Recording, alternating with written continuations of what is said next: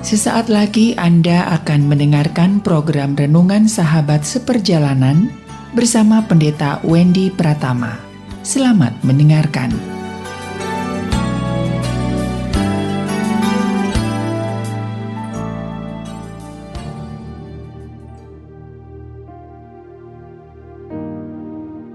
Selamat berjumpa kembali dalam layanan audio Sahabat Seperjalanan. Hari ini adalah hari Senin 28 November 2022. Tema renungan saat teduh kita dengan judul Membuka yang Tertutup.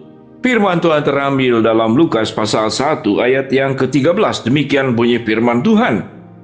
Tetapi malaikat itu berkata kepadanya, "Jangan takut hai Sakaria, sebab doamu telah dikabulkan, dan Elisabet istrimu akan melahirkan seorang anak laki-laki bagimu, dan haruslah engkau menamai dia Yohanes." Mari kita berdoa. Bapa yang di dalam surga, terima kasih Engkau yang disebut sebagai pintu kedomba-dombaan, Engkau yang disebut sebagai jalan kebenaran dan hidup, dan Engkau Tuhan sumber segala sesuatu yang membuat apa yang tertutup bagi kami akan dibukakan Tuhan. Dalam nama Tuhan Yesus kami berdoa, amin. Shalom sahabat seperjalanannya dikasih Tuhan, membuka yang tertutup. Kita tahu dengan jelas dalam kehidupan ini yang disebut dengan buka tutup, kaitannya yaitu dengan pintu. Salah seorang sahabat seperjalanan menghadapi perampokan dan rumahnya bagian dalamnya itu diambil karena ada perampok yang tahu bagaimana membuka pintu secara paksa. Itu pintu secara material, itu pintu secara fisik. Namun dalam kehidupan ini ada banyak pintu yang tidak bisa dipaksakan. Salah satunya adalah setiap waktu dari hari ke hari kita melewati. Kalau hari ini adalah hari Senin, maka besok Selasa, setiap hari Senin, Selasa, Rabu, Kamis, Jumat, Sabtu, itu adalah pintu hari yang Tuhan bukakan. Kalau kita diizinkan oleh Allah untuk menikmati hari demi hari, itu karena Tuhan membukakan pintu waktu untuk kita nikmati dan kita jalani dari hari ke hari. Kita berhadapan dengan satu bagian firman Tuhan dalam Injil Lukas, bagaimana dikatakan Elisabet yang merupakan keturunan Harun dan Sakaria suaminya yang adalah seorang imam, mereka berdua sudah tua dan tidak memiliki anak. Dan disebutkan dalam Alkitab, Elisabet mandul, kemungkinan dua belah pihak sudah tidak berfungsi dengan baik karena sudah lanjut usia dan sudah tua. Apa yang bisa dilakukan? Kita tahu dengan jelas sahabat seperjalanan, karena stres, karena tingkat tekanan pekerjaan, karena tuntutan, karena waktu bersama yang kurang, banyak rumah tangga pada akhirnya tidak memiliki anak. Saya bertemu dengan seorang ibu dan dikatakan sudah 11 tahun Pak Pendeta saya tidak punya anak. Awalnya saya berusaha, frustasi, lama-lama saya berserah. Itu masih muda. Tetapi bagian firman Tuhan, orang-orang yang lansia, orang-orang yang sudah tua, Tuhan bisa bukakan kandungan yang mandul, kandungan yang tertutup, dan terlahirlah seorang anak yang bernama Yohanes. Yohanes Pembaptis yang menjadi alat di tangan Tuhan, menjadi hambanya Tuhan untuk membuka jalan buat Tuhan, meluruskan jalan bagi Kristus. Yohanes yang datang, dia hanya membaptis dengan air, tetapi Kristus yang akan datang akan membaptis dengan roh dan di dalam kebenaran.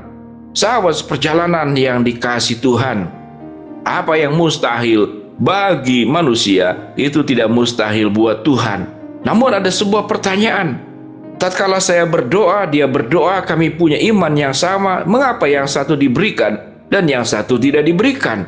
Kalau berbicara tentang pemberian adalah anugerah, maka pada prinsipnya sangat tergantung kepada sang pemberi tersebut.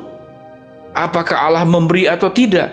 Mengapa dia berdoa 2 tahun tidak punya anak, lalu kemudian tahun ketiga punya anak? Saya sudah 20 tahun tidak punya anak. Itu tergantung kepada sang pemberinya. Dan kalau kita meyakini diberikan atau tidak diberikan, dua-duanya ada dalam rancangan dan rencana Allah.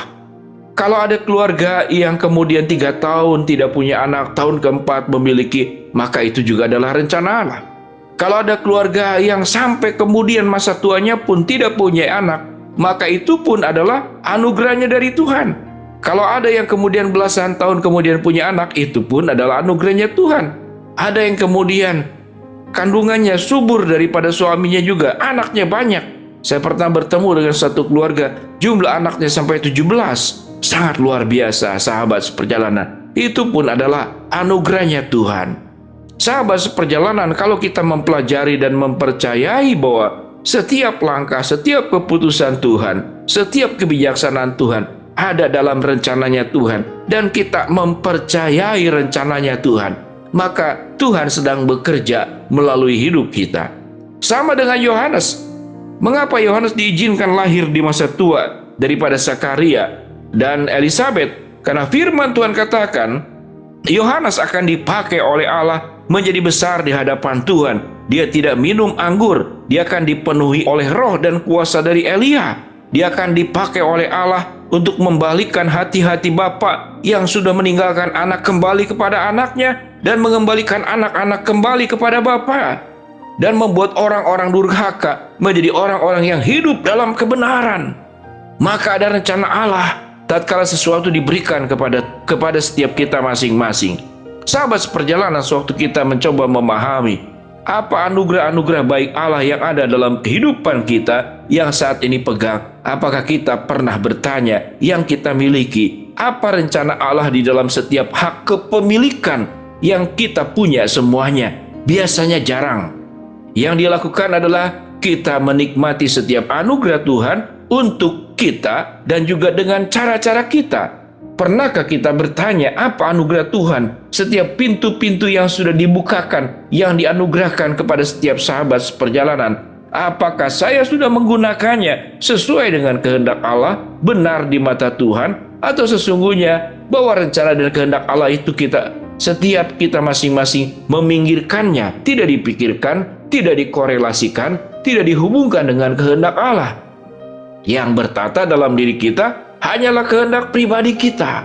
Kita punya umur dipakai untuk apa? Sesuai dengan rencana kita. Kita punya harta benda, kita punya karunia, kita punya kelebihan, kita pun pakai hanya sesuai dengan rencana dan program-programnya kita. Pernahkah ada program Allah yang kita pahami, yang kita tangkap, kemudian kita jalani dengan baik? Sahabat seperjalanan yang dikasihi Tuhan, Tuhan mampu membuka pintu apapun yang tertutup. Namun di atas semuanya itu, ada hal yang jauh lebih penting. Tatkala anugerah dan kebaikan Allah itu diberikan kepada kita, apakah kita siap untuk menjalankannya sesuai dengan kehendak Allah? Kalau tidak diberikan, maka berarti ada rencana Allah yang baik.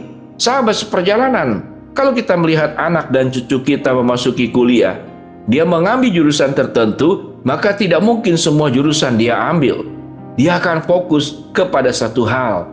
Kalau kemudian jurusan anak-anak kita, cucu kita mengambil bagian bahasa, dia akan menguasai bahasa, maka dia tidak belajar aspek yang lain sekalipun bisa. Demikian juga dalam hidup. Setiap kita diberikan oleh Tuhan fakultas-fakultas kehidupan yang kita harus jalani. Bidang-bidang apa yang harus kita lakukan, maka jalaninya.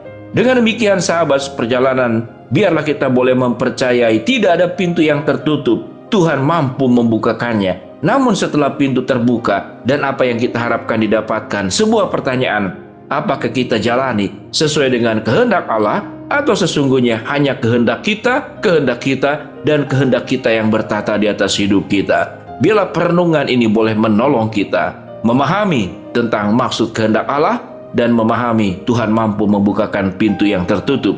Mari kita berdoa.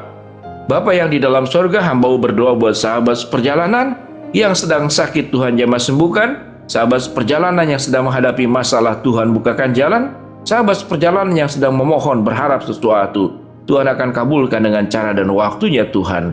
Dalam nama Tuhan Yesus kami berdoa, amin.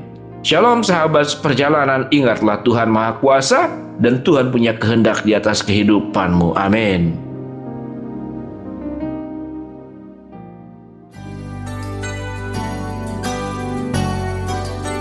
Anda baru saja mendengarkan program Renungan Sahabat Seperjalanan bersama Pendeta Wendy Pratama. Terima kasih atas perhatian Anda. Tuhan Yesus memberkati.